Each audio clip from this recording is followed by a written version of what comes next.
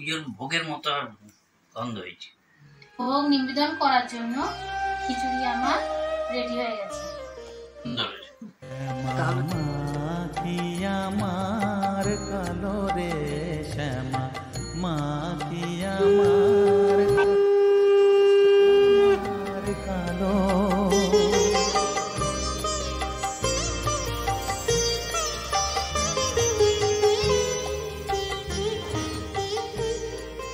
ভোগের যে কোনো রান্নায় মনের ভক্তি নিয়ে করবে, তাহলে দেখবে সমস্ত রান্নায় অসাধারণ হবে। প্রথমেই অগ্নিদেবের নাম নিয়ে আমি গ্যাসটা জ্বালিয়ে দেব। এবার আমি কড়াইটা বসিয়ে দিলাম। এবার আমি মা অন্নপূর্ণার নাম নিয়ে রান্নাটা আজকে আমি শুরু করব। ভোগের খিচুড়ির জন্য আমি নিয়ে নিয়েছি সোনা মুগ ডাল। পুরো কড়াইতে একটু নেড়ে নেব।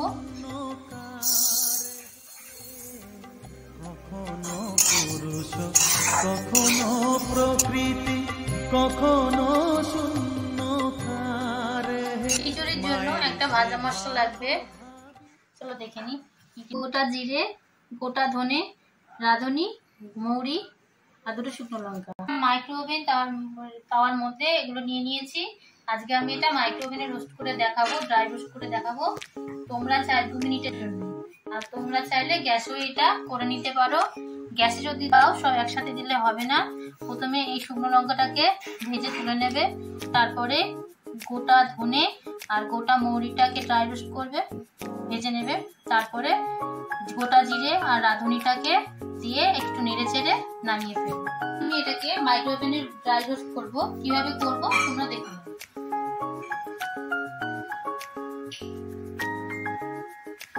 নর্মাল মোডে 2 মিনিটের জন্য এটাকে আমরা ড্রাই রোস্ট করব।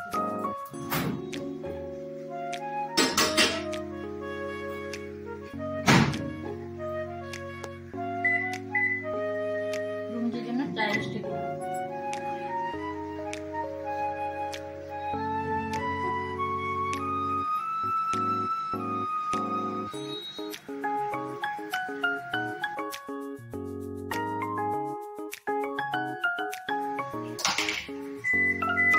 আমার ভালো হয়ে গেছে, এবার এটাকে আমি পাক করব।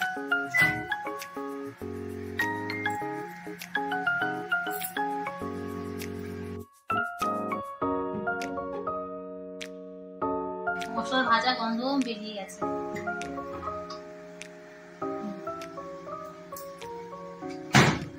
ঠান্ডা হতে দেবো, তারপর আমি এটা মিক্সিতে ঢেলে নেব। ডাল মশলা আমার ঠান্ডা হয়ে গেছে, এবার আমি একটা মিক্সিং জারে নিয়ে নিচ্ছি পেস্ট করার, গুঁড়ো করার জন্য।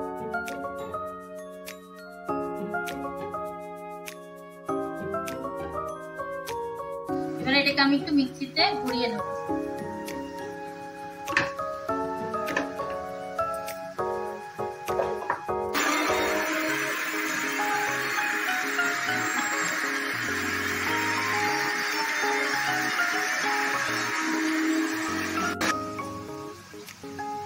দেখো আমার গুঁড়ো হয়ে গেছে।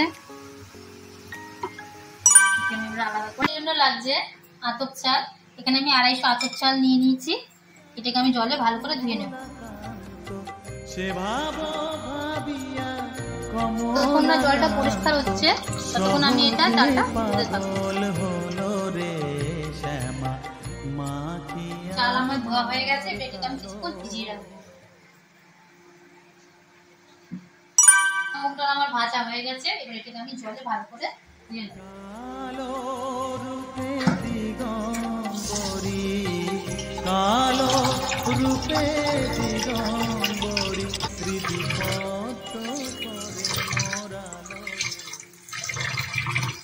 চাল আমার ধোয়া হয়ে গেছে, এবার এটাকে আমি কিছুক্ষণ জলে ভিজিয়ে রাখবো।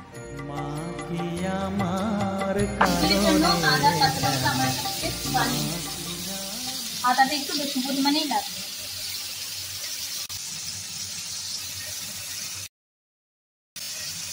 কটা কাঁচা লঙ্কা দিয়ে দিলাম, একটু সামান্য একটু নুন। শুকনো গড়িয়ে নেব, তারপর জল দিয়ে পেস্ট করব।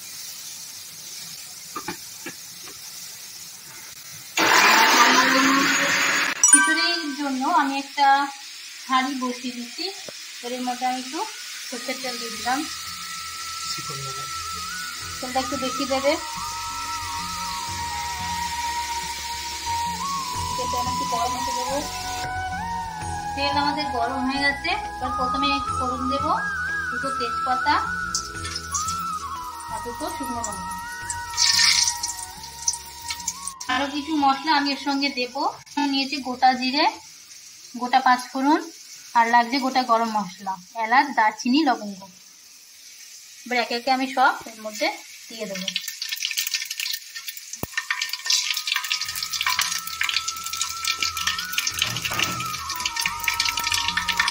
ফোড়নের সুন্দর গন্ধ বেরিয়ে গেছে। এবার এর মধ্যে আমি আদা, কাঁচা লঙ্কা আর রাঁধুনির পেস্টটা দিয়ে দেবো।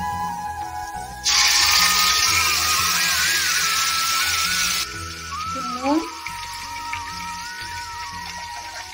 একটু হলুদ, যাতে না ছিটকা। জলটা আমি এর মধ্যে দিয়ে দেবো। এটাকে একটু কিছুক্ষণ ভাজা ভাজা হতে দেবো। এটা থেকে তেল ছাড়লে তারপরে আমি ডালটা দিয়ে দেবো। আমার কষানো হয়ে গেছে। এবারে টমেটোটা আমি এর মধ্যে দিয়ে দেবো।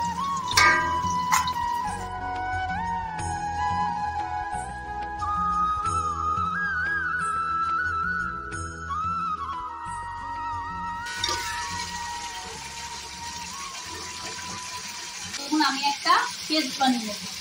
নিয়ে নিয়েছি লঙ্কার গুঁড়ো, জিরের গুঁড়ো, ধনের গুঁড়ো। এর আমি একটা পেস্ট বানাবো। প্রত্যেকটাই 1 চামচ করে দিয়েছি।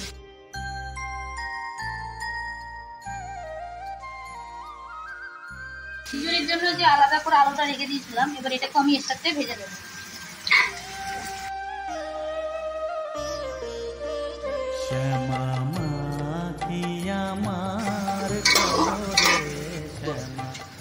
আমি যে গুঁড়ো মশলার পেস্টটা বানিয়ে নিয়েছিলাম, এবার এটাকে আমি এর মধ্যে ঢেলে দেবো। লোকে বলে কালি কালো, এবার সবটা এবার কিছুক্ষণ একটু বলে না কালো রে কালো। এখন তেল ছাড়তে শুরু করে দিয়েছে। মশলা আমার কষানো হয়ে গেছে। এবার এই অবস্থায় আমি ডালটাকেও দিয়ে দেবো। রূপে দিগম্বরী হৃদি পদ্ম করে মোরালো রে শ্যামা মাখি। খিচুড়ির জন্য আমি গরম জল করে রেখেছিলাম। এবার গরম জল দিয়ে এটাকে সেদ্ধ করতে হবে। বন্ধুরা, তোমরা কিন্তু এই খিচুড়ির জন্য গরম জলই ইউজ করবে, ঠান্ডা জল ইউজ করবে না। ডালটাকে আমি ভালো করে সেদ্ধ হতে দেবো। দিয়ে দেবো 4টে কাঁচা লঙ্কা। এটাকে আমি কিছুক্ষণ ঢাকা দিয়ে রাখবো।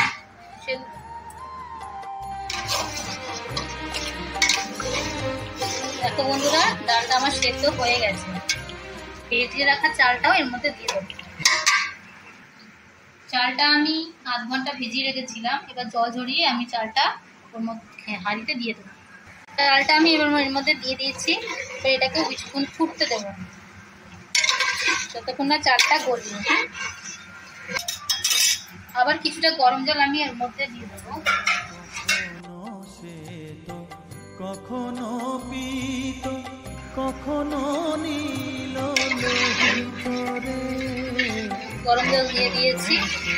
এর চালটাকে আমি এবার সেদ্ধ দেবো ডালের সাথে। কিছুক্ষণ আমি এবারে ঢাকনা দিয়ে ফুটতে দেবো। তো বন্ধুরা, খিচুড়ির চাল আমার ফুটতে শুরু করে দিয়েছে। এই অবস্থায় আমি যে খিচুড়ির জন্য ভাজা মশলাটা করে রেখেছিলাম, তার 2 চামচ আমি ওর মধ্যে দিয়ে দেবো।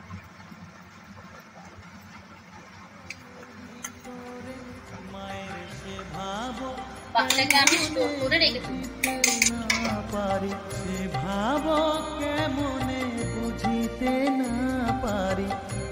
এই অবস্থায় আমি একটু চিনি দিয়ে দেবো। দেখো বন্ধুরা, খিচুড়িটা আমার এখন শেষ করতে শুরু হয়ে গেছে। এই অবস্থায় তোমরা নুন, ঝাল, মিষ্টিটা একটু টেস্ট নিজেদের স্বাদ অনুসারেই দেবে। আমরা যা দিয়েছি আমাদের সবকিছু ঠিকঠাক আছে। তোমরা তোমাদের স্বাদ মতো নুন, তেল, মশলা দেবে। এই স্টেপটা অবশ্যই ফলো করবে, এটাতে ভালো সেন্ট। আচ্ছা, সর্ষের তেল এটা একটু মিশিয়ে দিই। কখনো শূন্য কারে গ্যাসের ফ্লেমটা এবার আমি অফ করে ঢাকাতে কিছুক্ষণ রেখে দেবো, আর এখানেই আর কিছুক্ষণ রেখে দেবো যাতে যেটুকু চাল সাইতে হওয়া বাকি আছে হয়ে যায়। রথযাত্রা হোক বা জন্মাষ্টমী হোক বা যে কোনো অনুষ্ঠানই হোক, ভোগের খিচুড়ি আর লাবড়ার তরকারি ছাড়া অসম্ভব। ভোগ নিবেদন করার জন্য খিচুড়ি আমার রেডি হয়ে গেছে, পরিবেশন করছি। এবার আমি বাবাকে দেবো টেস্ট করার জন্য, খেয়ে বলবে কেমন হয়েছে। দেখো তো খেয়ে টেস্ট করে কেমন হয়েছে। দেখি কেমন করেছ রান্না। গন্ধ তো বেশ সুন্দর হয়েছে, নিজের ভোগের মতো গন্ধ হয়েছে। দেখি এবার খেয়ে কেমন টেস্ট। দারুণ হয়েছে, দারুণ বানিয়েছি। তাহলে দেখলে তো বন্ধুরা, আমার পদ্ধতিটা স্টেপ বাই স্টেপ ফলো করলে তোমরা বাড়িতেই বানিয়ে নিতে পারবে সহজেই ভোগ নিবেদন করার জন্য ভোগের খিচুড়ি। দেখা হচ্ছে নতুন কোনো ভিডিও নিয়ে।